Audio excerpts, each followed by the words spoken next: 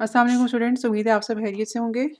आज हम इंशाल्लाह करेंगे एडीएसपी के वीक 10 का लेक्चर नंबर 2 और इसमें हम ख़त्म करेंगे इंशाल्लाह डीएफटी का टॉपिक जो हम लोगों ने शुरू किया था लास्ट वीक में। डीएफटी डिस्क्रीट फोरियर ट्रांसफॉर्म, जिसमें हम डिस्क्रीटाइज्ड या सैम्पलिंग करते हैं। डीएफटी इज बेसिकली सैम्पल्ड और डिस्क्रीटाइज्ड वर्जन ऑफ डीटीएफटी।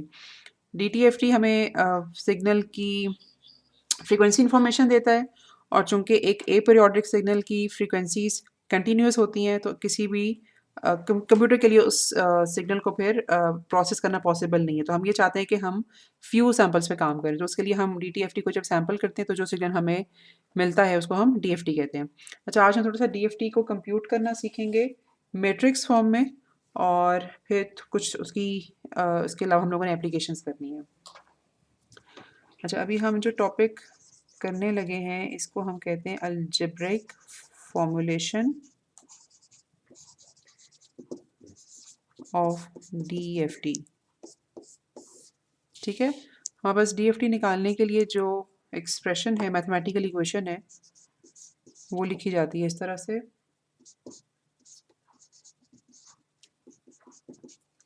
अगर हम के इंडेक्स कंप्यूट करें तो यहाँ पे समेशन एन वेरिएबल एन के साथ चलेगी।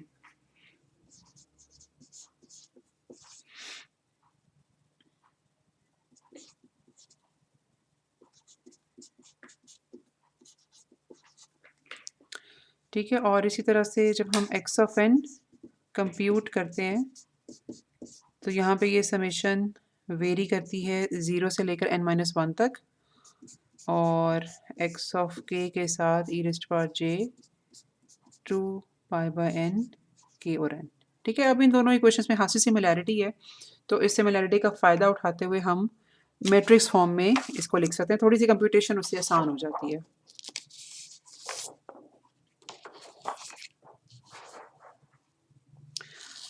अच्छा जी, हम लोगों ने यहाँ पर इक्वेशन लिखी डीएफटी की,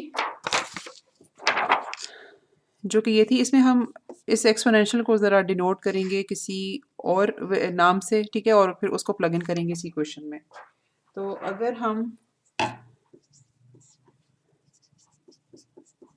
इस एक्सप्रेशन को माइनस जे के साथ इसको हम कहें डब्ल्यू ऑफ एन, ठीक है, एन यानी कि जो सिग्नल का टाइम पीरियड, तो इसको हम नहीं कहेंगे टाइम पीरियड, तो है ये आईडीएफटी लेने के बाद बनता है, लेकिन जो फिनिट लेंथ सीक्वेंस हमारा एक्स ऑफ एन होता है जिसका हम डीएफटी कंप्यूट करते हैं, उसमें जितने जितने सैम्पल्स का हम डीएफटी कंप्यूट करना चाहते हैं, जो उसकी अपनी लेंथ होती है उस सिग्नल की, वो चीज़ एन है। और ये बाद में जब हम आईडीएफटी लेते हैं तो ऑफ कोर्स हमें चूंकि एक पीरियोडिक सिग्नल मिलता है तो वो फिर पीरियोडिक सिग्नल का फंडामेंटल टाइम पीरियड बन जाता है ये।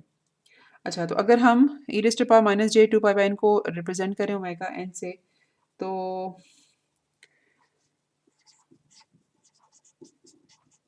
अगर इसकी पावर में एक चीज़ के आएगी तो फिर इसको हम इस तरह, या फिर उसको लिखने का एक तरीका ये होता है। ठीक है, तो इस इंफॉर्मेशन का इस्तेमाल करते हुए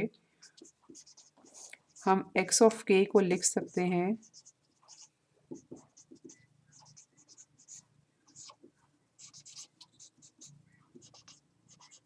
इस तरह से, और एक्स ऑफ एन को हम लिख सकते हैं, अच्छा यहाँ पर एक 1 बाय एन भी आना चाहिए, ठीक है, और यहाँ पे हमारे पास आएगा एक्स ऑफ के। अच्छा, अब ख्याल आप लोगों ने ये रखना है कि जो डब्ल्यू एन है वो एक ऐसे एक्सपोनेंशियल को रिप्रेजेंट करे जिसकी पावर में ऑलरेडी नेगेटिव है। तो जब हम लोगों ने पॉजिटिव एक्सपोनेंशियल को रिप्रेजेंट करना होगा, जैसे हम लोगों ने यहाँ पर पॉजिटिव एक्सपोनेंशियल को रिप्रेजेंट करना है, तो फिर डब्ल्यू एन की पावर में नेगेटिव लिखा गया है। ठीक है, तो इस चीज़ से कंफ्यूज नहीं होना आप लोगों ने। जो एक्सपोनेंशियल के ऊपर नेगेटिव साइन है वो पॉजिटिव डब्ल्यू एन को रिप्रेजेंट करती है, या पॉजिटिव डब्ल्यू एन के लिए नेगेटिव साइन इस्तेमाल। इसके बाद यहाँ तक लिखने के बाद अब हम इस पोजीशन में हैं कि हम इसको मैट्रिक्स फॉर्म में एक्सप्रेस कर सकें।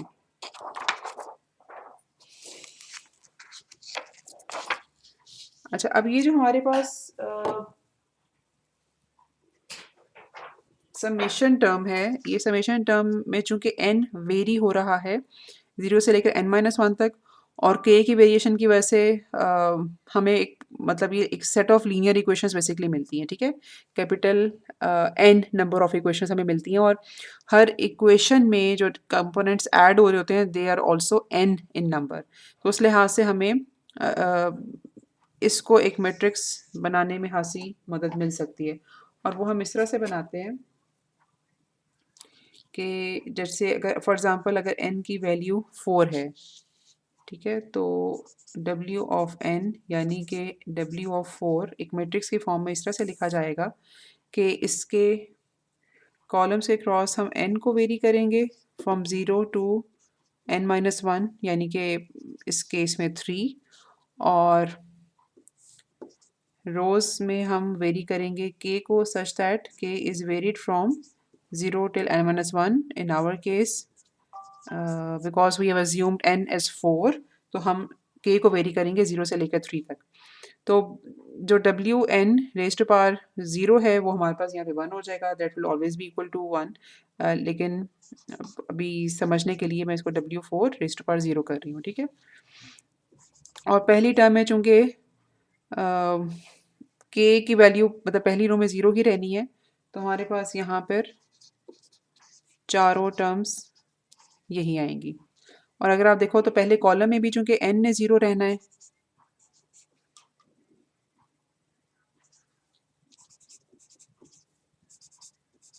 तो कम से कम पहली रो बनाना और पहला column banana it's not difficult, ठीक है? उसके बाद यहाँ पर हम जब आएंगे तो अब यहाँ पर n की वैल्यू भी 1 है, स्मॉल n की वैल्यू, और k की वैल्यू भी 1 है, तो W4 रेज टू पावर 1, यहाँ पे W4 raise to power 2, W4 raise to power 3, ठीक है? यहाँ पर अब n की वैल्यू 1 है और k की वैल्यू 2 हो चुकी है, तो W4 raise to power 2, W4 raise to power 4, W4 raise to power 6, फिर W4 रेज टू पावर 3, 6 और 9,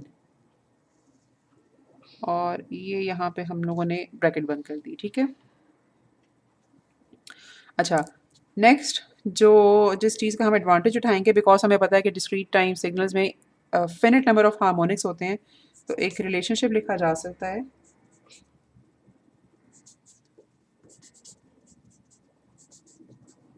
which is expressible in this way, ठीक है? कि kth हार्मोनिक का जो टर्म बनेगी, एक्सपोनेंशियल टर्म बनेगी, that will also be available when that kth harmonic is replaced by k plus n।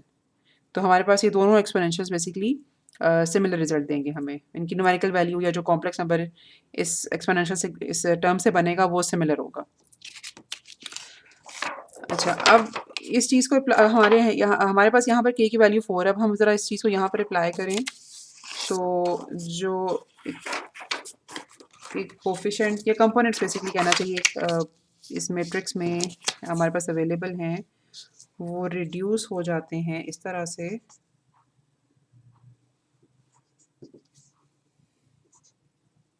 अच्छा, यहाँ पर अब हम 1 लिख सकते हैं।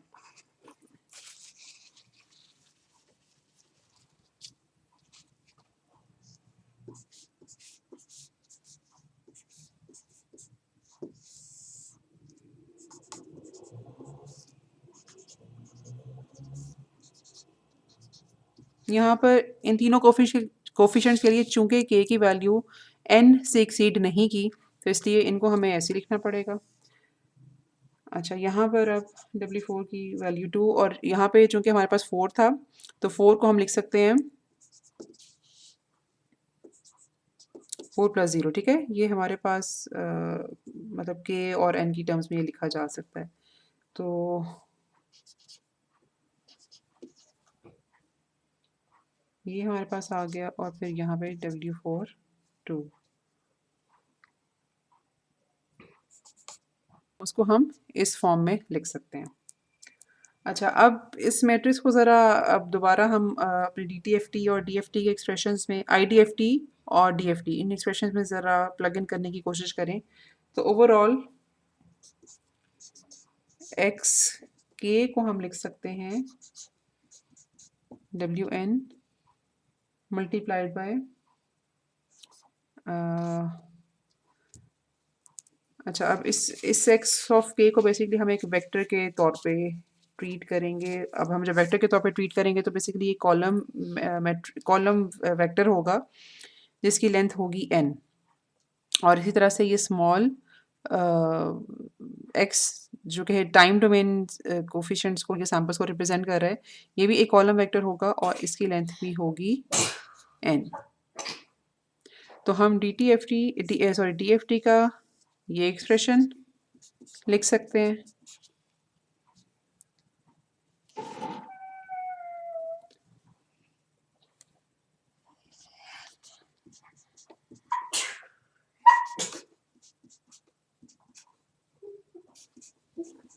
और IDFT के लिए एक एक्सप्रेशन लिख सकते हैं। अब यहाँ पर हमें ये देखने की ज़रूरत है कि ये जो WN इन्वर्स है ये किसके बराबर है। क्योंकि ये हमेशा कॉम्प्लेक्स नंबर्स होंगे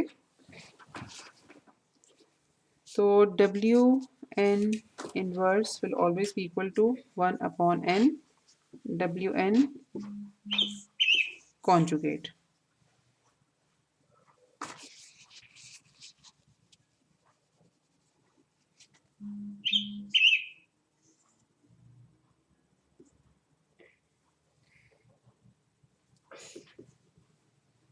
ठीक है, ये जो WN इन्वर्स है ये बेसिकली इसके बराबर होगा।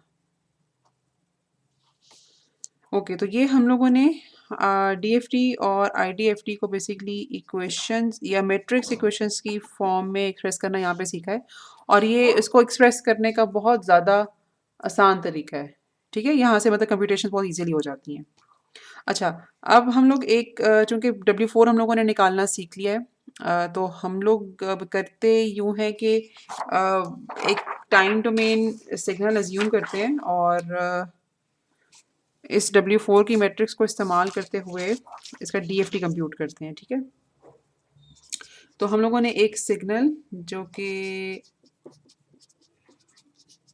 कुछ इस तरह से डिफाइंड है। अच्छा, अब मैं यहाँ पर अगर एरो लगाऊं या ना लगाऊं, इसका यही मतलब है कि जो पहला सैंपल है वो n इक्वल टू 0 पे। ठीक है, तो यहाँ पे ये जो एरो है ये बेसिकली इसकी ज़रूरत नहीं है।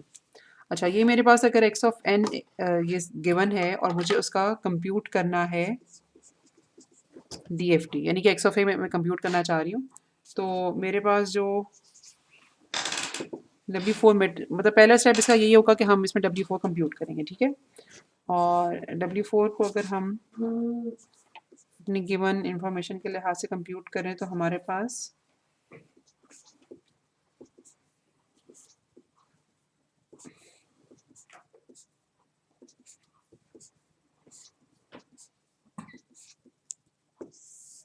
ये मैट्रिक्स बनती है। अच्छा, ये मैंने कंप्यूट कैसे किया, मैं आपको थोड़ा सा ये भी बता देती हूँ।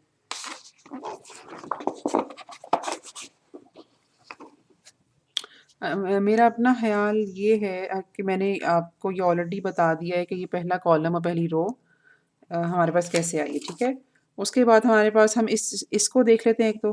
ठीक है, कि ये -j कैसे आया, और हम इसको अच्छा ये ओके, ये बोथ आर डिफरेंट, -j और -1 इन दोनों टर्म्स को देख लेते हैं और फिर आपको बाकी टर्म्स की कंप्यूटेशन भी समझ आ जाएगी। ठीक है, अच्छा यहाँ पे जो हमारे पास टर्म है ना बेसिकली जिसको जो -j हमारे पास जो आया है वो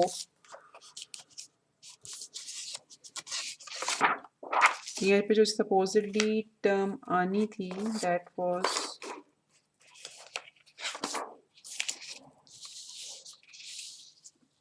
ओमेगा 4 रेज़ टू पावर 1। ठीक है,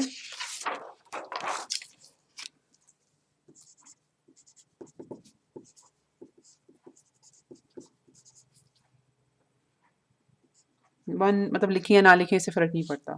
तो ये हमारे पास आ गया e⁻ j π/2 which is defined as cos π/2 - j sin π/2।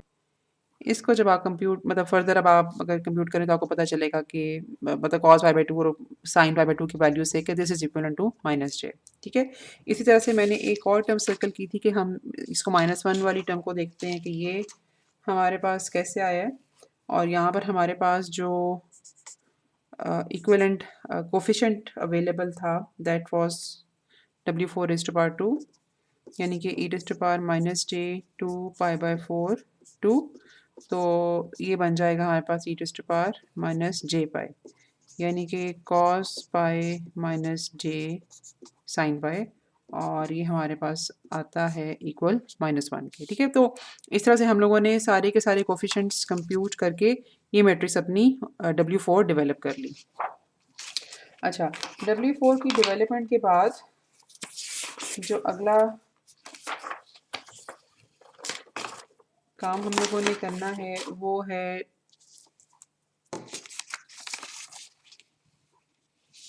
DFT की computation.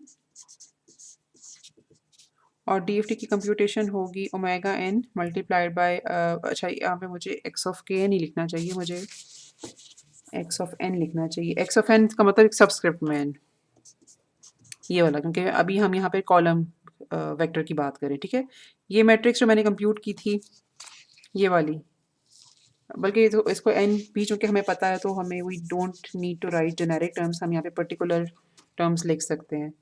Omega 4 sorry W4 X4 और साथ इसके यहाँ पे मैं कंप्लीट कॉलम लिख देती हूँ। ठीक है, अब हम लोगों ने करना यूँ है कि इस मैट्रिक्स को बेसिकली इस मैट्रिक्स को इस वेक्टर के साथ मल्टीप्लाई करना है। तो हम जब इसकी मल्टीप्लिकेशन कैरी आउट करेंगे तो हमारे पास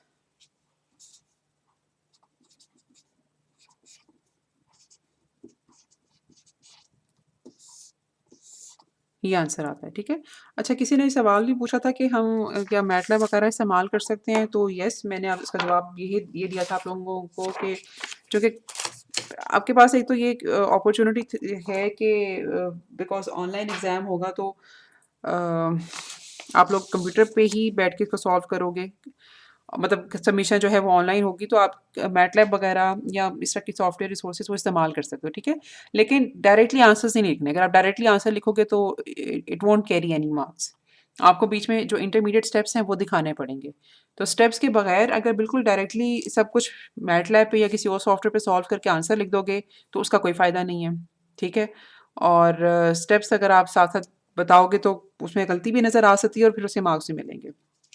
अच्छा, यहाँ पे हम लोगों ने अभी तक ये सीखा है कि DFT और IDFT को बेसिकली मैट्रिक्स फॉर्म में कैसे हम एक्सप्रेस कर सकते हैं और मैट्रिक्स फॉर्म में एक्सप्रेस करने के बाद कंप्यूटेशन कैसे हो सकती है। ठीक है, अच्छा अभी हम इसकी थोड़ी प्रॉपर्टीज़ करेंगे।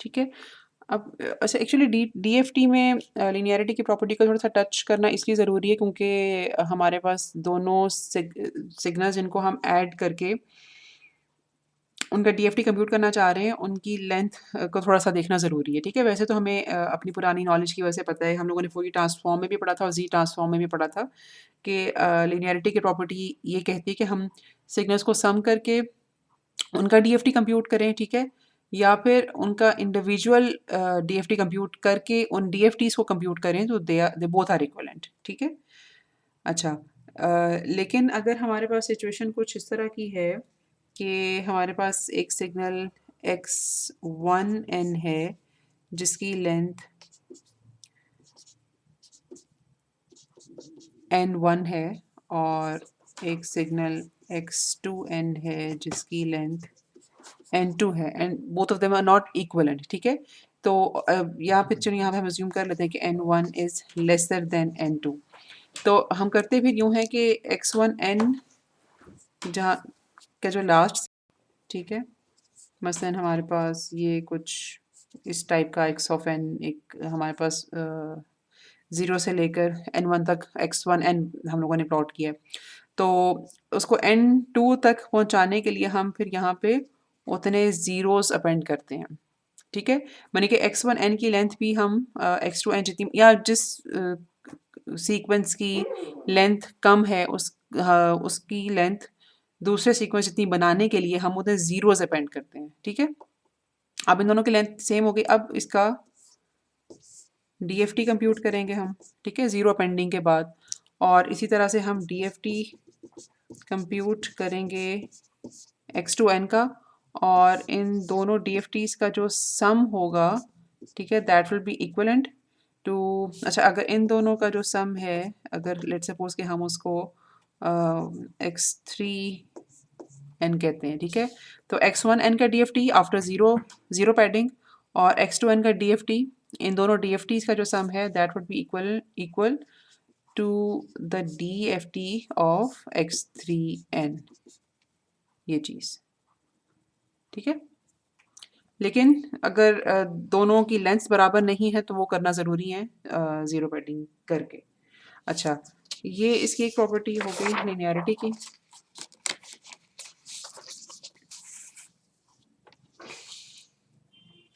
उसके बाद इसमें एक और चीज़ बहुत ज़्यादा इस्तेमाल होगी, तो उसका कॉन्सेप्ट क्लियर होना बहुत ज़रूरी है। That thing is circular symmetry.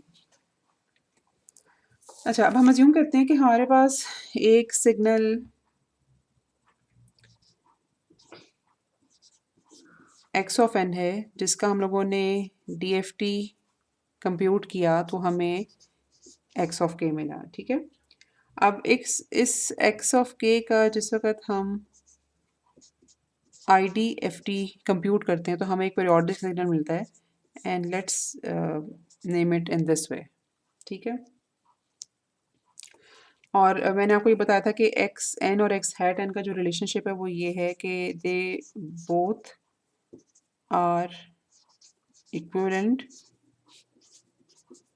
For only these number of samples, ठीक है। उनके सिर्फ एन सैम्पल्स इक्वलेंट है, उसके बाद वो दोनों डिफरेंट हो जाते हैं। X of n supposedly zero होता है इस रेंज के बाहर, और एक्स हैट एन इस रेंज के बाहर रिपीट होता है, ठीक है। यहाँ फिर एक और तरीका है इनको एक्सप्रेस करने का मैथमेटिकली, इसमें n फंडामेंटल पीरियड है और l it will take integral values from minus infinity to infinity. Basically हम x को शिफ्ट करते जा रहे हैं और कॉपी पेस्ट करते जा रहे हैं, और हमारे पास एज अ रिजल्ट मतलब इसको शिफ्ट और कॉपी पेस्ट करने से जो सिग्नल मिलेगा that would B x hat n, ठीक है।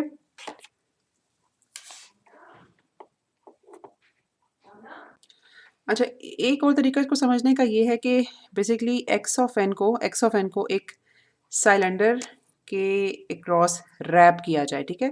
रैप करने का मतलब ये है कि हमारे पास एक साइलेंड्रिकल रीजन है जिसका अगर हम उसको सर्कमफ्रेंस के थ्रू देखें तो हमें कुछ इस तरह नज़र आएगा, और हम उसको रैप करें सच दैट कि ये हमारे पास एक्स ऑफ ज़ीरो है, मतलब हमारे पास जितने भी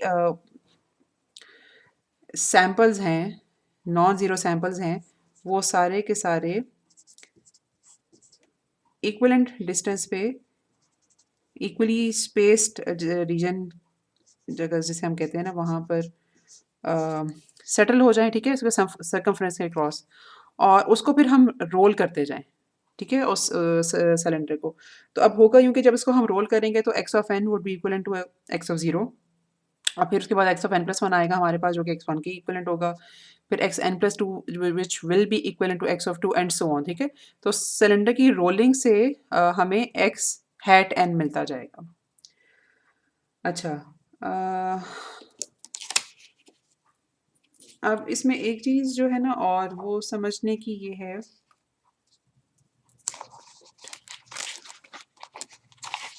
कि बेसिकली हम रिलेशनशिप समझने की कोशिश करें एक्स ऑफ एन और एक्स हैट एन का, ठीक है, कि उसकी जो पीरियोडिसिटी एक्स हैट एन की वो कैसे डिपेंडेंट होती है एक्स ऑफ एन के। कि अब हमारे पास लेट सपोज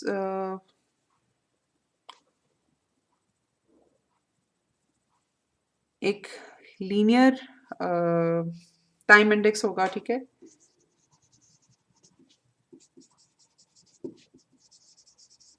जो कि एक्स हैट एन के लिए होगा, और एक सर्कुलर टाइम इंडेक्स होगा, ठीक है, जिससे हम एक्सट्रैक्ट करेंगे एक्स ऑफ एन, इसको हम आर से रिप्रेजेंट करेंगे और एक्स ऑफ एन का बेसिकली इंडेक्स फाइंड आउट करने की कोशिश करेंगे, और लीनियर टाइम इंडेक्स के लिए हम एन यूज़ करेंगे। इसका मतलब ये है कि बेसिकली सर्कल की जो रोटेशन है, जो मैंने आपसे यहाँ पे जिक्र किया था कि इसमें सारे के सारे सैंपल्स बेसिकली इक्वली स्पेस्ड हैं cross its circumference, the last sample is x of n minus one, और इसकी कंटिन्यूस रोटेशन से हमें एक्स हैट एन मिलता जा रहा है।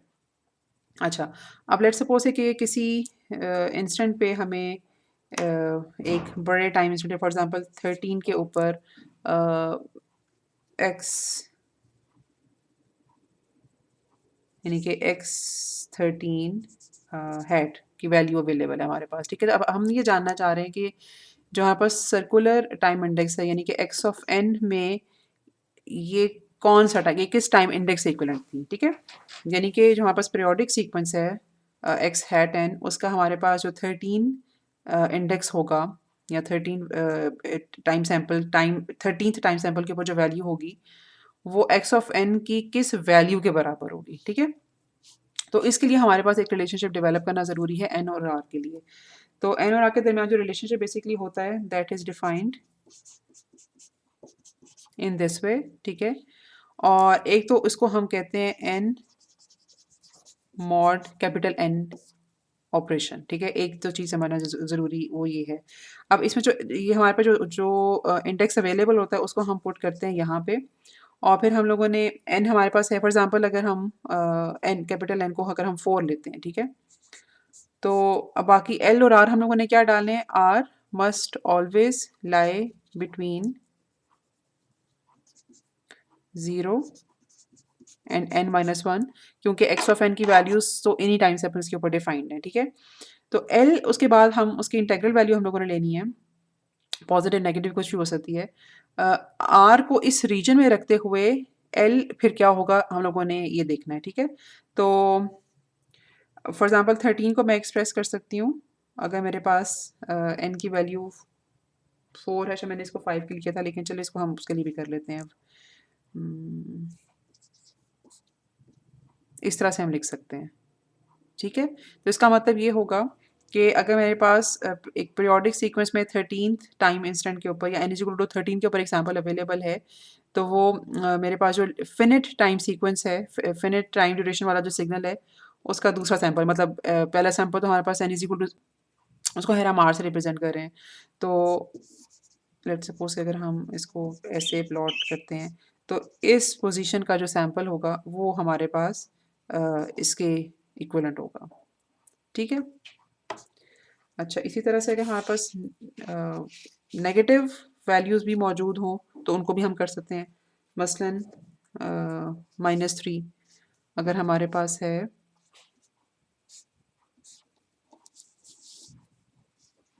तो इसको हम कैसे करेंगे।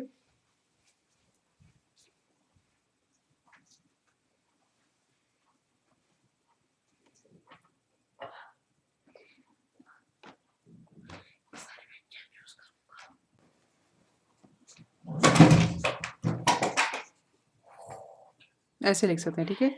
तो हमारे पास अगर पीरियोडिक सीक्वेंस में या इनफिनिट टाइम ड्यूरेशन के सीक्वेंस में -3 पे जो सैंपल अवेलेबल था, वो फिनिट टाइम सीक्वेंस में n इज इक्वल टू 2 के ऊपर या r इज इक्वल टू 2 के ऊपर बनेगा, ठीक है।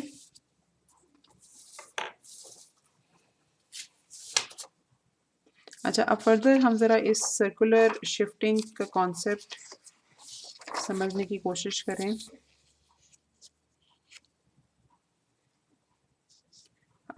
थोड़ा सा मतलब हमने ज़रा इस कॉन्सेप्ट को एक्सटेंड करके एक दो चीज़ें और यहाँ से समझनी है। वो ये कि अगर हमारे पास लेट्स सपोज कि एक्स ऑफ एन कुछ डिफाइन करते हैं हम इस तरह से, जो हमारा फिनिट ड्यूरेशन का सिग्नल है, ठीक है, इसका कंप्यूट करते हैं हम डीएफटी, तो उसका हम नाम रखेंगे एक्स ऑफ के, और एक्स ऑफ के का हम जब आईडीएफटी कंप्यूट करेंगे तो वो हमारे पास सिग्नल कुछ बनेगा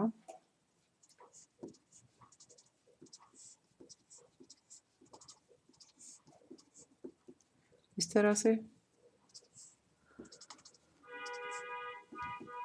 ठीक है, और इसको हम एक्स हैट एन का नाम देते हैं। ठीक है, अच्छा, अब x hat n let suppose कि हमारे पास, हम इसको शिफ्ट करते हैं।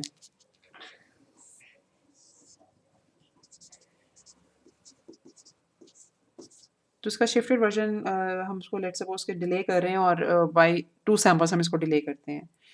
तो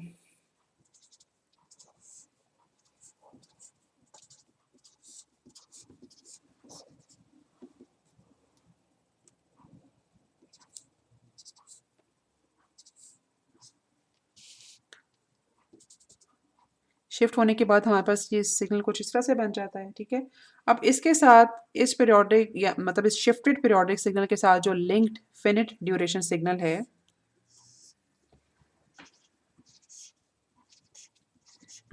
वो ये वाला सिग्नल है। ठीक है, अच्छा, उसको मैं अपनी मतलब बाकी सिग्नल से डिफरेंट रखने के लिए मैंने इसके नाम, इसके आगे एक्स बार लिखा है। ठीक है, लेकिन जो चीज़ मैं आपको बताना चाहती हूँ वो ये कि एक्स ऑफ एन और एक्स बार एन में रिलेशनशिप क्या है। ये बेसिकली एक्स बार एन जो है वो सर्कुलरली शिफ्टेड वर्जन है एक्स ऑफ एन का। ठीक है, और जो सर्कुलरली शिफ्टेड वर्जन्स होते हैं उनको हम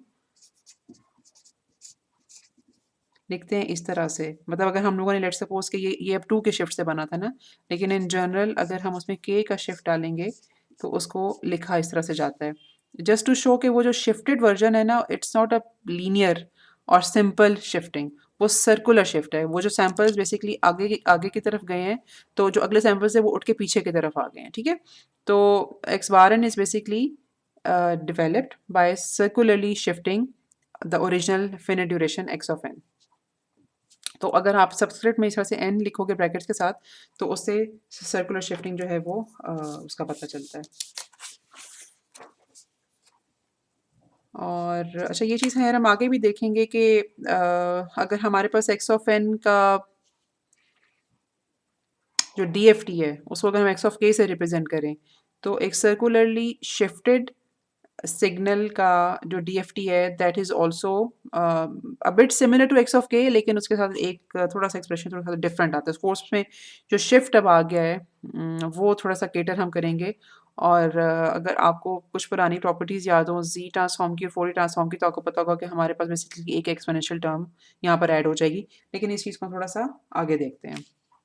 ठीक है, लेकिन सर्कुलरली शिफ्टेड सिग्नल का जो डीएफटी होता है that is very much similar to, या that is dependent on x of के।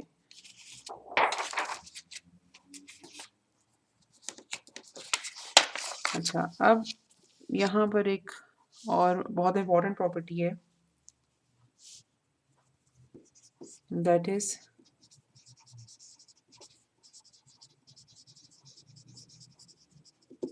Circular convolution. ठीक है, अच्छा, हमें ये पता है कि हमारे पास जब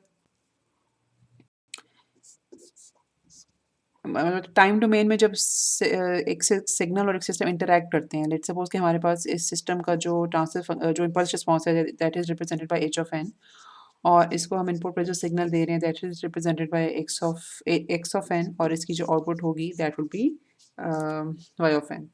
अच्छा, अब जो आउटपुट है वो इन दोनों सिग्नल्स पे डिपेंडेंट है, या हम उसको जो मैथमेटिकल प्रोसीजर है जो टाइम डोमेन में आउटपुट निकालने का जो तरीका हमें आता है that is convolution computed in this way. ठीक है, और इसी तरह से अगर हम इसका ट्रांसफॉर्म हमारे पास अवेलेबल है या इस मेथड के थ्रू आउटपुट निकालना चाह रहे हैं, तो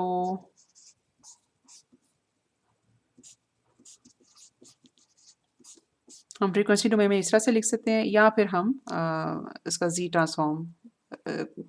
ट्रांसफॉर्म की डोमेन में इस आउटपुट को लिखा जा सकता है। अच्छा, अब चूँकि हम लोग ये वाला मेथड तो मतलब ये वाला मेथड से मराद है कि डीटीएफटी। डीटीएफटी का तो हम इस वाले चैप्टर में एक रिप्लेसमेंट सीख रहे हैं विच इज़ डीएफटी, और हम उसी के थ्रू इस प्रोसेस को भी हम उसी के थ्रू करना चाहते हैं। तो अब होता यूँ है कि लेट्स सपोज़ कि अब हम लोगों ने हमारे पास एक्स ऑफ एन और एच ऑफ एन की जो इन्फॉर्मेशन है वो in terms of DFT available है, ठीक है? यानी कि इन दोनों सिग्नल्स के सैंपल वर्जन्स या डिस्क्रीटाइज्ड वर्जन्स हमारे पास अवेलेबल हैं। तो फिर उससे हम आउटपुट कैसे निकालेंगे?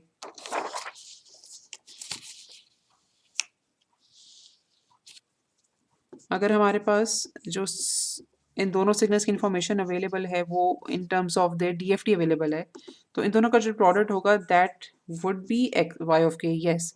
लेकिन अब ये जो डीएफटी में मल्टीप्लिकेशन है, ये जो टाइम डोमेन में हम इसको ट्रांसफॉर्म करेंगे, यानी कि इस ऑपरेशन का अगर हम आईडीएफटी कंप्यूट करें, तो अब यहाँ पे जो मैथमेटिकल प्रोसेस या सिंबल इन दोनों के दरमियान लगेगा, we call it circular convolution, ठीक है? यानी कि दो सिग्नल्स के डीएफटीज अगर मल्टीप्लाई किए जाएं so that we get their product, तो उनका जो इक्विवेलेंट टाइम डोमेन ऑपरेशन बनता है that is called circular convolution, ठीक है? अच्छा, पहले हम ये सर्कुलर कॉन्वोल्यूशन देख लेते हैं और उसके बाद फिर हम एक चीज़ और भी सीखेंगे कि बेसिकली सर्कुलर कॉन्वोल्यूशन को एक्सटेंड करके लीनियर कॉन्वोल्यूशन कैसे की जा सकती है, because circular convolution actually happen नहीं होती। अगर आपको थोड़ा सा याद हो कि हमारे पास जब एक सिस्टम एलटीआई सिस्टम अवेलेबल है जिसका impulse response h of n है और उसमें जब सिग्नल एक्स ऑफ एन उसमें एंटर होगा, तो इन दोनों की बहरहाल कॉन्वोल्यूशन लीनियर कॉन्वोल्यूशन ही होगी, ठीक है? जो सर्कुलर कॉन्वोल्यूशन है वो हम इसलिए सीखने लगे कि बेसिकली यहाँ पर हम लोगों ने जो चीज़ की है वो ये कि हमारे पास इन दोनों सिग्नल्स की एच ऑफ एन और एक्स ऑफ एन इन दोनों का डीएफटी अवेलेबल है। तो हम इन दोनों के डीएफटी को जब पॉइंट टू पॉइंट मल्टीप्लाई करते हैं तो हमारे पास वाई ऑफ के मिलता है, ठीक है? लेकिन अगर हमारे पास लेट्स सपोज इनकी टाइम डोमेन इन्फॉर्मेशन अवेलेबल हो, यानी कि एक्स ऑफ एन और एच ऑफ एन और वाई ऑफ एन, यानी कि इस ऑपरेशन का जो आईडीएफटी बनता है वो बेसिकली उस चीज़ को हम सर्कुलर कॉन्वोल्यूशन कहते हैं। लेकिन एक्चुअली जब ये सिग्नल इस सिस्टम में एंटर होके हमें वाई ऑफ एन देगा तो उनके दरमियान लीनियर कॉन्वोल्यूशन होगी। तो हम बेसिकली जो डीएफटीज की मल्टीप्लिकेशन है उसका टाइम डोमेन प्रोसेस इस वक्त सीखने लगे हैं विच इज़ सर्कुलर कॉन्वोल्यूशन। अच्छा, अब हम लोग अज्यूम ये करने लगे हैं कि हमारे पास एच ऑफ एन है इस तरह से। अगेन अगर मैं ये एरो ना बनाऊं तो that will be perfectly okay, because arrow ना बनाने का मतलब यही है कि जो मेरे पास पहला सैंपल है वो n इज इक्वल टू 0 के ऊपर है, और एक्स ऑफ एन को हम अज्यूम करेंगे उसकी लेंथ फिलहाल दोनों की सेम ही रखेंगे। अगर सेम ना हो तो सेम बनाने के लिए हम छोटे सैंपल के आगे ज़ीरोस लगा देते हैं सच दैट, और इतने ज़ीरोस लगाते हैं कि वो बड़े लेंथ वाली सैंपल जितना हो जाए। तो अभी हम लोगों ने इस एग्जांपल के लिए दोनों जो सीक्वेंसेस हैं उनकी लेंथ बराबर अज्यूम किया। तो ये हमारे पास एच ऑफ एन है ये, और ये हमारे पास एक्स ऑफ एन है। और सर्कुलर कॉन्वोल्यूशन का भी अभी मैं इसके यहाँ पे स्टेप्स बनाऊंगी, अभी आप लोगों ने फिर सॉल्व करना होगा तो इसी तरीके से सॉल्व करना होगा। तो अच्छा, पहला इसका तरीका ये है कि हम इनको सिलेंडर के इर्द गिर्द रैप कर लेते हैं, ठीक है? और वो भी हम करते हैं काउंटर क्लॉकवाइज। तो ये हमारे पास एक्स ऑफ 0 है, ये एक्स ऑफ 1,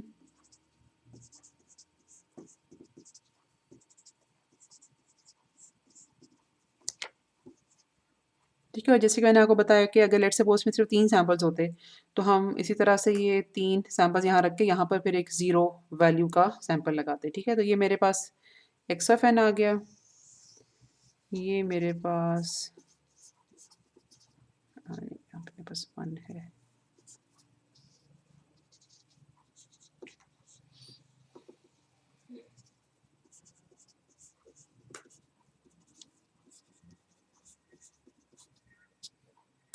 ये बस एच ऑफ एन आ गया। अब मुझे इनमें से किसी एक को उठा के फोल्ड करना है, ठीक है? और फोल्ड करने का मतलब ये है कि यहाँ पर चूँकि उसकी फॉर एग्ज़ाम्पल अगर मैं एक्स ऑफ एन को उठाकर उसे फोल्ड करती हूँ, तो चूँकि यहाँ पे मैंने उसको सिलेंडर के इर्द-गिर्द काउंटर क्लॉकवाइज़ डायरेक्शन में रैप किया हुआ है, तो अभी मैं उसको उठा के क्लॉकवाइज़ कर दूँगी। तो जो मेरे पास दूसरा स्टेप होगा, फोल्डिंग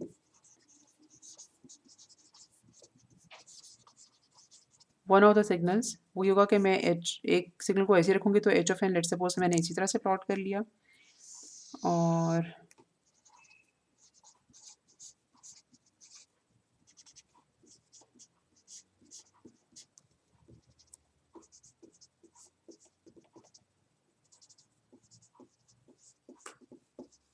ये मेरे पास फोल्डेड एक्स ऑफ एन आ गया। ठीक है, तो दूसरे स्टेप में मैंने एक सिग्नल को वैसे ही रखा है, दूसरे सिग्नल को फोल्ड कर लिया है।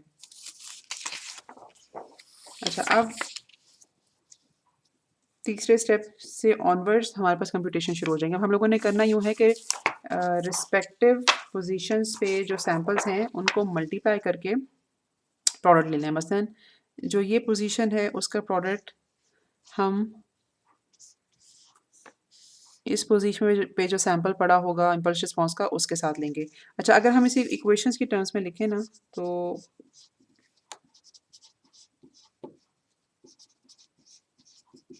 ये इस तरह से लिखा जाएगा, मतलब जो पहला प्रोडक्ट होगा, दूसरा प्रोडक्ट इस टर्म का यानी कि जो यहाँ पे एक्स ऑफ 3 है और साथ एच ऑफ 1। ठीक है, फिर यहाँ पर हमारे पास एक्स ऑफ 2 है और यहाँ पर इस पोजीशन पे एच ऑफ 2 है,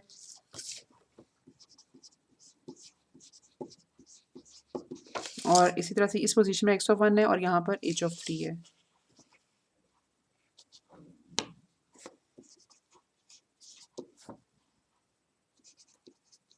ठीक है, तो जब ये प्रोडक्ट हम कैरी आउट करें तो विल गेट 3।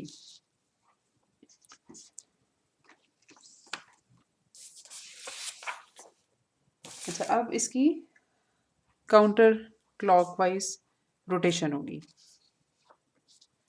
तो काउंटर क्लॉकवाइज रोटेशन के बाद यहाँ पर मेरे पास आ गया x1, x0 यहाँ पे चला गया,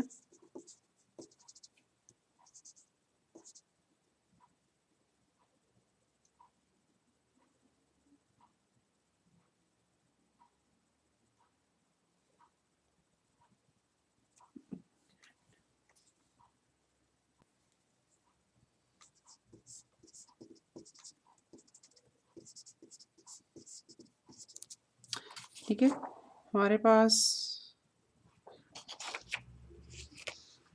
ये वाला जो स्टेप नंबर 2 में जो सिलेंडर अवेलेबल था उसको बेसिकली हम लोगों ने ऐसे करके घुमाया। ठीक है, काउंटर क्लॉकवाइज घुमाया, तो हमारे पास अब ये सिलेंडर की अब ये शक्ल अवेलेबल है। अब इसके रिस्पेक्टिव एलिमेंट्स को जब हम मल्टीप्लाई करेंगे एच ऑफ एन के साथ, तो अब मैं यहाँ पर इक्वेशन नहीं लिख रही, मैं यहाँ पर डायरेक्टली आंसर लिख रही हूँ, तो मेरे पास जो y ऑफ 1 आएगा दैट वुड बी 6। ठीक है, इसी तरह से इससे अगले स्टेप में फिर से रोटेशन होगी। अब x ऑफ 0 पहले मेरे पास यहाँ था, अब x ऑफ 0 मेरे पास यहाँ पे आ जाएगा। x ऑफ 1 यहाँ से उठ के इधर चला जाएगा। ठीक है, यहाँ पर मेरे पास आ जाएगा x ऑफ 2 और नीचे मेरे पास आ जाएगा x ऑफ 3। ठीक है, अब यहाँ पे जो मेरे पास y ऑफ 2 आएगा कंप्यूट करके दैट विल बी 5, और फिर स्टेप 6 में भी हमें एक दफ़ा फिर रोटेशन करनी पड़ेगी और मेरे पास जो y ऑफ 3 आएगा दैट विल बी 4। ठीक है, तो सर्कुलर कन्वोल्यूशन कैरी आउट होती है इस तरह से। और अगर आप लोग ये मतलब सर्कल्स बना के ये प्रोसीजर कैरी आउट करने में इंटरेस्टेड नहीं हो, तो हमारे पास एक और तरीका भी है और उसको हम मैट्रिक्स फॉर्मुलेशन कहते हैं, और उसमें हम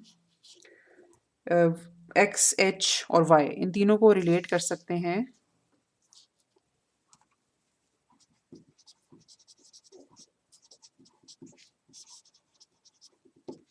इस तरह से।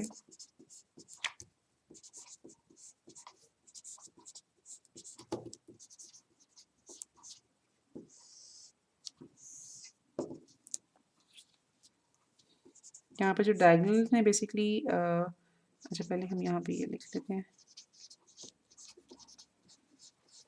डायगोनल में हमारे पास एक्स ऑफ 0 आता है इसको अगर मतलब आपने थोड़ा सा याद रखना हो कि बनेगा कैसे।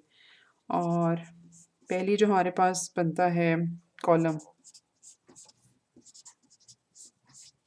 वो इस तरह से बनता है। अब ये जो हमारे पास जो डायगोनल के बाद जो दूसरा डायगोनल है,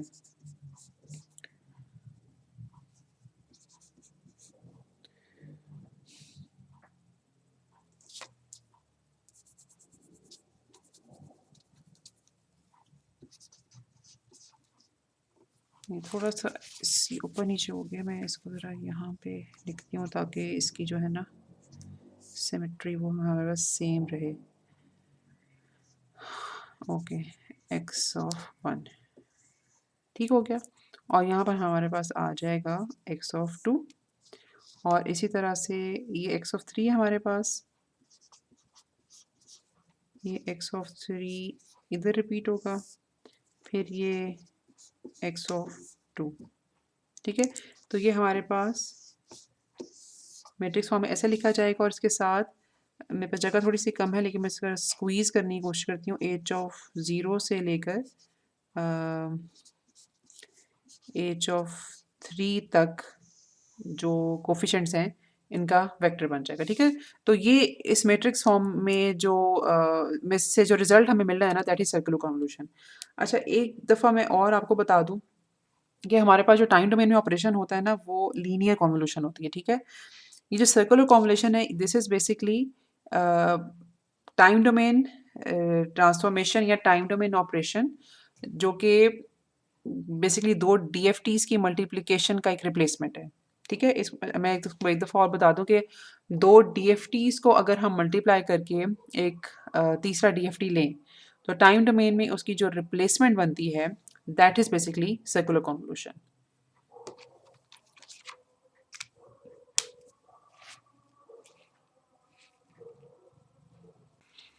अच्छा जी, नेक्स्ट प्रॉपर्टी को देखते हैं। That is time reversal of a sequence,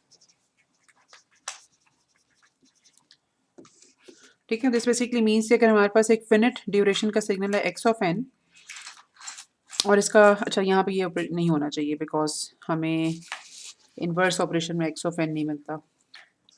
अच्छा, अगर एक्स ऑफ एन का D F T is x of के, तो और इसको हम अगर हम रिवर्स करते हैं सिग्नल को, ठीक है, तो x of capital n minus n का जो डी एफ टी होगा,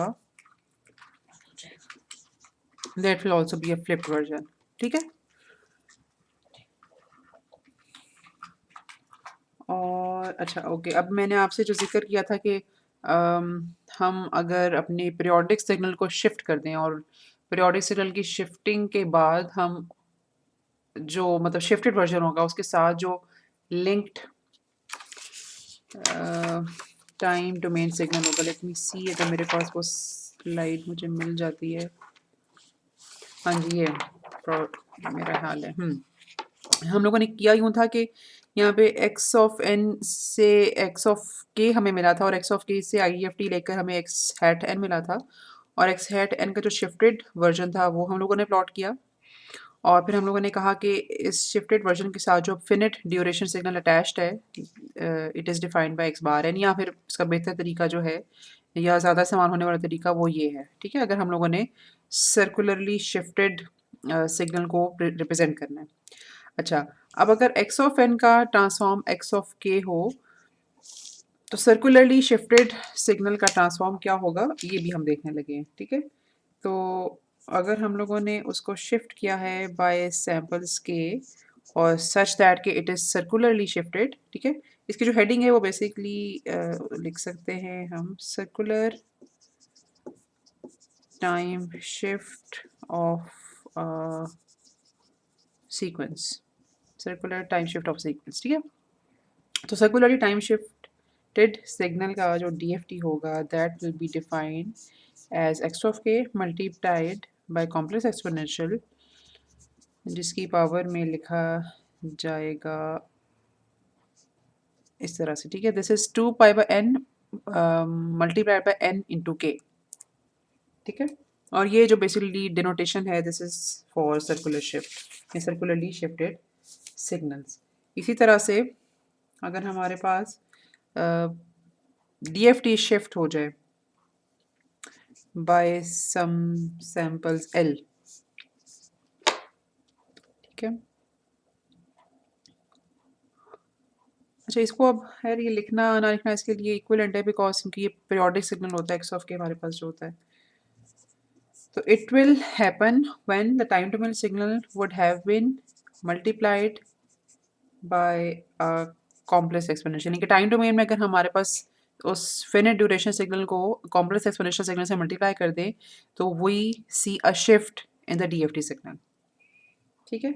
अच्छा, अब प्रॉपर्टीज हमारे पास यहाँ पे ख़त्म हो गई और अब हम करेंगे इसका last topic which is important as far as its concept is concern, ठीक है। ये चीज़ है इस जो टॉपिक की हेडिंग है ना वो है linear filtering based on DFT, मतलब आपकी बुक में जो टॉपिक है उसका नाम है, लेकिन I would prefer to call it linear convolution based on DFT, या ये चीज़ मतलब कोई इस तरह का इसका नाम होना चाहिए जिससे पता लगे कि हम डीएफटी को इस्तेमाल करते हुए लीनियर कॉन्वोल्यूशन कैसे कर सकते हैं। क्योंकि मैंने ये सर्कुलर कॉन्वोल्यूशन पढ़ते हुए अभी मैंने एम्फसाइज़ ये किया था कि सर्कुलर कॉन्वोल्यूशन बहरहाल हमारे सिस्टम्स में कैरी आउट नहीं होती, वो सिर्फ एक जो प्रोडक्ट है ना दो डीएफटी सिग्नल्स का उसका टाइम डोमेन वर्जन है, लेकिन circular convolution does not happen in in real time. तो इसलिए जो ऑपरेशन होता है सिग्नल और सिस्टम की इंटरेक्शन के दौरान वो दैट इज़ कॉन्वोल्यूशन, तो हमें डीएफटी से कॉन्वोल्यूशन करना भी आना चाहिए। अच्छा, अब इसका तरीकाकार बड़ा आसान होता है, वो ये है कि लेट्स सपोज हमारे पास एक सिग्नल, ठीक है, जिसकी लेंथ एल सैम्पल्स है, तो उसको हम लिख लेते हैं इस तरह से, ठीक है। और अगर मैं उसको प्लॉट करूं तो मेरे पास लेट्स सपोज के एन इज इक्वल टू 0 से लेकर एल तक एक सिग्नल जो है वो डेवलप हो गया, ठीक है। उसके बाद मेरे पास जो इसका इम्पल्स रिस्पॉन्स है वो भी एक फिनिट ड्यूरेशन सिग्नल है और उसमें जो टोटल नंबर ऑफ सैम्पल्स हैं लेट्स सपोज के हम उसे कह देते हैं एम, और उसको अगर हम प्लॉट करें तो हमारे पास वो 0 से लेकर पहला सैम्पल मतलब 0 पे होकर आखिरी सैम्पल, अच्छा नहीं, इसको L-1 और अगर नहीं, अगर ये L है तो इसको हम L ही रखेंगे, ठीक है, L-1 नहीं आएगा 0 से लेकर L, और अगर ये H ऑफ N में M सैम्पल है तो ये 0 से लेकर M तक होगा, ठीक है। अच्छा, अब अगर आप को थोड़ा सा कॉन्वोल्यूशन याद हो तो उसमें बेसिकली अगर हमारे पास एक L लेंथ सिग्नल एक M लेंथ सिग्नल के साथ कन्वॉल्व हो तो हमारे पास जो आउटपुट आती है उसमें जो टोटल नंबर ऑफ सैम्पल्स होते हैं ना that is defined by this number, ठीक है। यानी कि उसका जो पहला सैंपल आएगा वो 0 पे आएगा और जो लास्ट सैंपल आएगा वो L+M-1 पे आएगा। तो जो टोटल सैम्पल्स होंगे y ऑफ n में they will be basically more in number than the total number of samples in x of n and h of n are, ठीक है। तो हमें जो यहाँ पे अब चीज़ समझने की ज़रूरत है वो ये है कि अगर हम लेट्स सपोज कि हमारे पास L अगर छोटा भी हो M से और हम इसमें ज़ीरो पैडिंग करके दोनों को M कर भी लें तो स्टिल हमारे पास y ऑफ n में जो मतलब आउटपुट सैंपल्स आएंगे दिल बी मोर इन नंबर, ठीक है। तो इसका मतलब ये है कि अगर हम लेट्स सपोज कि x ऑफ n और h ऑफ n को इक्वल लेंथ करने के लिए और उसमें m सैंपल्स कर भी देते हैं तो y ऑफ n में सैंपल्स चूँकि ज़्यादा होंगे तो इसलिए एक y ऑफ n का m point DFT will not be sufficient, ठीक है। मेरी बात करने का यहाँ पे मकसद ये है कि हम लोगों ने ये चीज़ देखी थी कि अगर हमारे पास दोनों सिग्नल्स की का DFT अवेलेबल है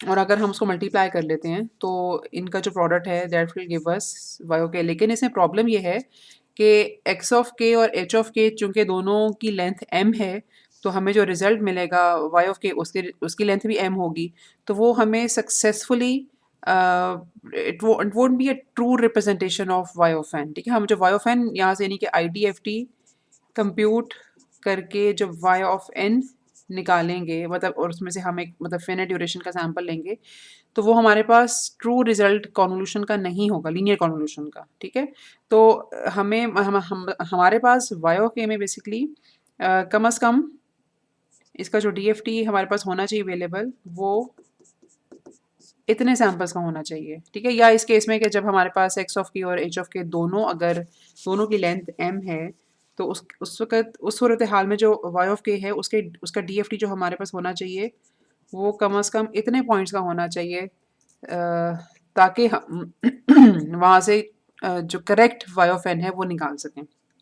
अच्छा, अब करेक्ट वाई ऑफ एन निकालने के लिए हम करते हैं यूँ हैं कि एक्स ऑफ एन जिसकी बेसिकली लेंथ एल तक थी, इसके आगे हम ज़ीरोज़ अपेंड करते हैं सच दैट कि हमारे पास जो इसकी टोटल लेंथ है वो मतलब जो हमारे पास इसकी टोटल लेंथ है वो basically l plus m minus one बन जाएगी, अगर हम मतलब इतने सैम्पल्स के आगे अपेंड करेंगे तो। ठीक है, अच्छा सॉरी, इसमें ये इसका लास्ट सैंपल आएगा, इसका बताइए हम लोगों ने यहाँ पे कितने ज़ीरोज़ इंसर्ट किए? हम लोगों ने यहाँ पर m minus one zeros insert किए। इसी तरह से अगर हमारे पास h ऑफ n है जिसकी लेंथ हमारे पास m तक थी, उसमें भी हम ज़ीरोज़ अपेंड करके उसका जो लास्ट सैंपल है वो l प्लस m लेते हैं। और अगर हम यहाँ पे देखें तो हम लोगों ने कितने ज़ीरोज़ यहाँ पे अपेंड किए हैं? हम लोगों ने l minus one zeros append किए। ठीक है, तो m माइनस वन ज़ीरोज़ हम लोगों ने x ऑफ n के आगे अपेंड किए, l माइनस वन ज़ीरोज़ हमने h ऑफ n के आगे अपेंड किए। अब इन दोनों की लेंथ जो है वो सेम हो चुकी है और इतनी मतलब ये रिक्वायर्ड लेंथ हमारी बन चुकी है। ठीक है,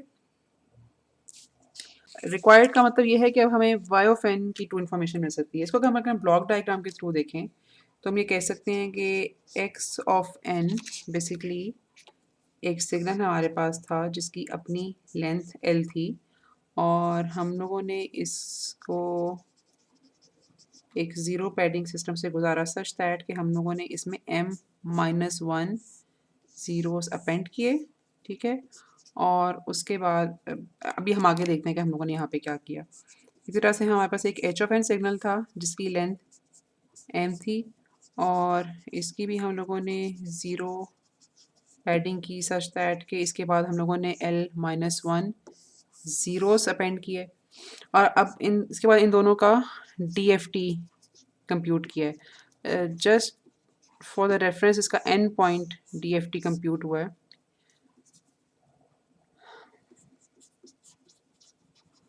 और तो यहाँ पे n लिखना थोड़ी सी रिडंडेंट इन्फॉर्मेशन है, लेकिन फिर भी हम ज़रा समझने के लिए यहाँ पे n लिख लेते हैं। और n यहाँ पर n की वैल्यू ये है। तो अब अगर आप यहाँ पे देखो तो इस सिस्टम से आउट होने वाला सिग्नल जो न्यू x ऑफ n है और zero padded h of n है, दोनों की लेंथ्स जो है ना वो बराबर हैं। तो n पॉइंट DFT दोनों को कंप्यूट करने के बाद मल्टीप्लिकेशन होगी दोनों सिग्नल्स की। ठीक है, और जो रिजल्टेंट y ऑफ k होगा, ठीक है, इसके आउटपुट पे हमें हमारे पास y ऑफ k आया है। ये जो y ऑफ k आएगा इसका हम कंप्यूट करेंगे n पॉइंट IDFT, और उसकी फिर आउटपुट पे हमें y ऑफ n मिलेगा। ठीक है, तो ये बेसिकली अगर हम ब्लॉक डायग्राम के थ्रू देखें तो ये प्रोसीजर अगर हम कैरी आउट करें तो DFT के थ्रू हम लीनियर कॉन्वोल्यूशन कंडक्ट कर सकते हैं। अच्छा, अब एक एग्जांपल को हम थोड़ा सा सरसरी से सॉल्व कर लेते हैं। अच्छा, ये एग्जांपल मैंने आपकी बुक से लिया और मैंने इसको थोड़ा सा चेंज किया है ताकि मैं आपको बता सकूं कि हम इसको इस तरीके से भी कर सकते हैं। मैं थोड़ा सा ये देख भी लेती हूँ कि ये एग्जांपल बुक में किस नंबर की है। 7.3.1 और एग्जांपल, और पेज है 482, ठीक है। अच्छा, एच ऑफ एन है हमारे पास इस तरह से, और इसकी लेंथ जो है वो 3 सैम्पल्स है, ठीक है। और एक्स ऑफ एन है हमारे पास 1 2 2 1। अच्छा, अब हमारे पास जो वाई ऑफ एन आएगा, वैसे बेसिकली जो लेंथ होगी ना वाई ऑफ एन की, वो होगी 3 + 4 - 1 यानी कि 6 सैम्पल्स, ठीक है। तो हमें ये करने की ज़रूरत है कि हम एच ऑफ एन के आगे मतलब एच ऑफ एन का जो डी एफ टी है वो basically 6 point D F T h of n का कंप्यूट करें, जिस बात का मतलब ये है कि बेसिकली 3 ज़ीरोज़ इसके आगे लगाएं और इसका डी एफ टी लें, और एक्स ऑफ एन का भी 6 पॉइंट डी एफ टी लें, जिसका मतलब ये है कि हम एक्स ऑफ एन के आगे 2 ज़ीरोज़ लगाएं और उसका डी एफ टी कंप्यूट करें, ठीक है। तो ये बेसिकली मिनिमम पॉसिबल रिक्वायरमेंट है ज़ीरोज़ अपेंड करने की, यानी कि 3 यहाँ पर एच ऑफ एन के आगे और 2 यहाँ पर एक्स ऑफ एन के आगे। लेकिन अगर हम एच ऑफ एन के आगे 3 से ज़्यादा ज़ीरोज़ लगाते हैं और एक्स ऑफ एन के आगे भी 2 से ज़्यादा ज़ीरोज़ लगाते हैं, तो दैट इज़ टोटली ओके। अच्छा, आपकी बुक में ये हुआ है कि उन्होंने बेसिकली 8 पॉइंट डीएफटी कंप्यूट किया है एच ऑफ एन का और एक्स ऑफ एन का। लेकिन मैं आपको 6 पॉइंट डीएफटी इसलिए कंप्यूट करके दिखाना चाह रही हूँ कि उससे, चूँकि वो हमारी मिनिमम पॉसिबल रिक्वायरमेंट है, तो उससे रिजल्ट गलत नहीं आता। लेकिन अगर हम ज़ाहिर-सी बात है कि 5 पॉइंट डीएफटी लेंगे तो रिजल्ट हमारे पास गलत आएगा। लेकिन 6 से ऑनवर्ड्स हम जितने पॉइंट डीएफटी लें, हमारे पास रिजल्ट जो है उसका वो ठीक आएगा। अच्छा, अब जो 6 point DFT of x of n है, वो हमें कुछ इस तरह की वैल्यूज़ देता है।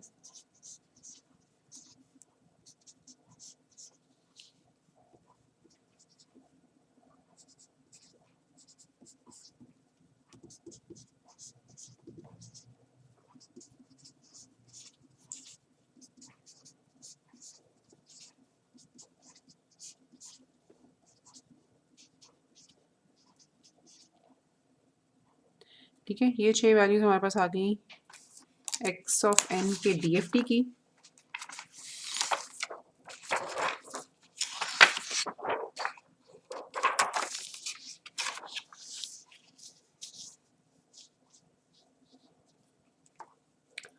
और इसी तरह से अगर हम कंप्यूट करें 6 point DFT of h of N,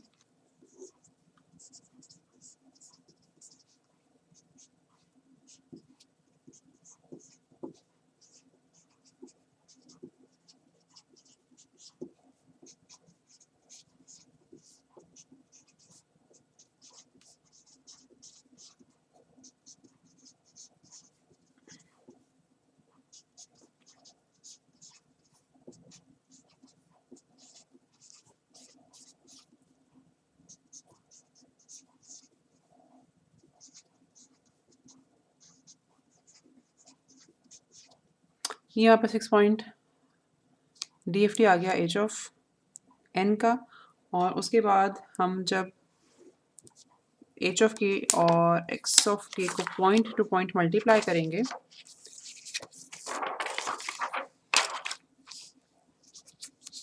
तो रिजल्ट में हमें मिलेगा y ऑफ k, जिसको हम लिख सकते हैं इस तरह से।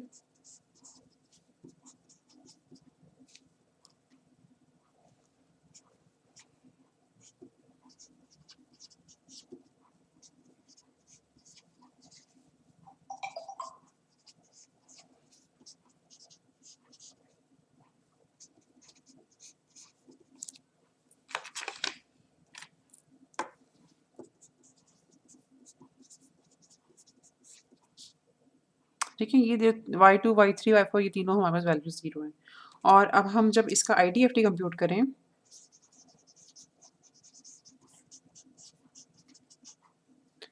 तो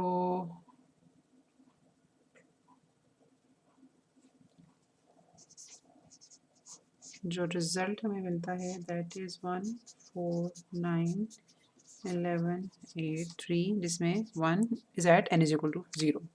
ठीक है, तो चूंकि इसकी सिग्नल की लेंथ 6 होनी थी, तो 6 point D F T was या इज़ कम्प्लीटली ओके। लेकिन अगर हम 6 से आगे 6 से ज़्यादा डी एफ टी लेते हैं, मसलन जो मैंने आपको एग्जांपल कोड की उसमें 8 पॉइंट डी एफ टी लिया हुआ है, तो वो भी बिल्कुल ठीक है, मतलब 6 से आप बड़ी जितनी भी वैल्यू लेना चाहो आप ले सकते हो, ठीक है। अच्छा, जो डीएफटी के हमारे कंटेंट्स हैं ना, वो हम लोगों ने डीएफटी यहीं तक पढ़ना है। और इसके बाद बेसिकली एक और टॉपिक पढ़ा जाता है, that is FFT, fast Fourier transform. और वो डीएफटी को ही कंप्यूट करने का एक फास्टर वे है। तो वो चूँकि उसमें कोई नई नॉलेज जैसे मतलब मेरे अंदाज़े के मुताबिक इम्पार्ट नहीं होती, उसमें सिर्फ डीएफटी को ही कंप्यूट करने का एक थोड़ा तेज़ तरीका बताया हुआ है। तो उसको हम अपने कोर्स में कवर नहीं करेंगे। अगर आप देखो तो मैंने इसको अपनी आउटलाइन में भी नहीं डाला था। तो यहाँ से आगे हमारा जो अगला टॉपिक होगा वो है एफआईआर फ़िल्टर डिज़ाइनिंग, ठीक है? जो 3 टॉपिक्स हमारे रहते हैं वो हैं FIR filter designing, IIR filter designing और मल्टी रेट सिग्नल प्रोसेसिंग। तो इंशाल्लाह अब अगली क्लास में हम लोगों ने फ़िल्टर डिज़ाइनिंग करनी सीखनी है, अगर हमारे पास सिस्टम का इम्पल्स रिस्पॉन्स फ़िनिट ड्यूरेशन का हो तो। तो डीएफटी का टॉपिक हमारा यहाँ पर ख़त्म होता है। अल्लाह हाफ़िज़।